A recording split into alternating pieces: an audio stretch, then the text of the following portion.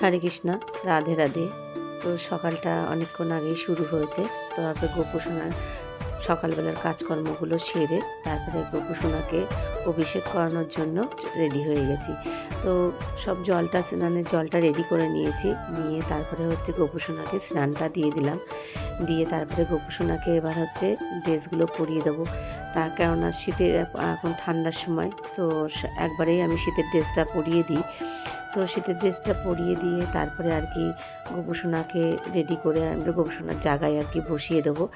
আর এদিকে হচ্ছে যে আমার গোপুসোনার জন্য মালা নিয়ে এসছে, তো গোপুসোনাদেরকে মালাগুলো পরিয়ে দিচ্ছি। আর এদিকে চন্দনের টিকা লাগিয়ে দিচ্ছি।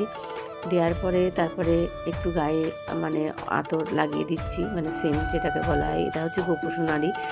তো সেটা দেওয়ার পরে তারপরে গোপুসোনাদেরকে আয়না দর্শন করাচ্ছি যে সাজটা কেমন হয়েছে, তারপরে আর কি আরতি করে নিচ্ছি।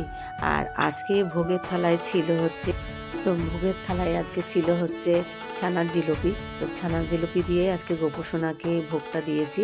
আর তারপরে কিন্তু আরতিগুলো সেরে নিচ্ছি। আরতি সেরে নিয়ে তারপরে কিন্তু ফুল দিয়ে আরতি করে তারপরে চরণে আর কি ফুলটা নিবেদন করে আর কি আমার পুজোটা সম্পূর্ণ হলো।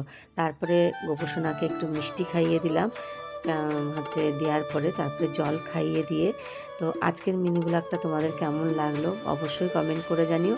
ভালো লাগলে সবাই একটা লাইক কমেন্ট শেয়ার করো। আর আর এরকম ভিডিও পেতে হলে কিন্তু আমার চ্যানেলটাকে সাবস্ক্রাইব করতে হবে, আমাকে ফলো করতে হবে। তো আজকের মতন এই পর্যন্ত। হরে কৃষ্ণ, রাধে রাধে।